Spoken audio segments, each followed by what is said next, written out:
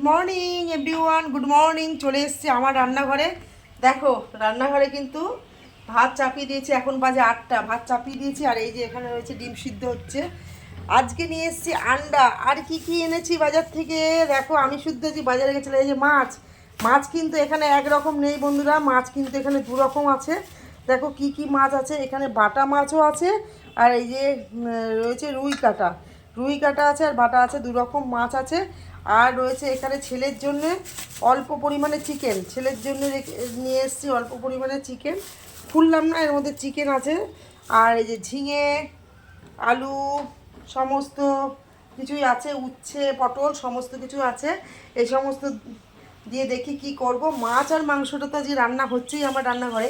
আর কি কি রান্না হচ্ছে তোমাদেরকে একটু পরে দেখাচ্ছে। এই যে বাজারে আজকে ঢেলে ফেলেছে, এখানে উচ্ছে, পটল, ঝিঙে সমস্ত কিছুই আছে। দেখি কি করি। আর তার সাথে আন্ডাও নিয়ে এসেছে 10টা। সিদ্ধ খাই তো ছেলেরা, এই জন্য আন্ডাটা ঘরে রাখতে হয়। Thank you all my friend, সকলে ভালো থেকো, সকলে সুস্থ থেকো, টাটা।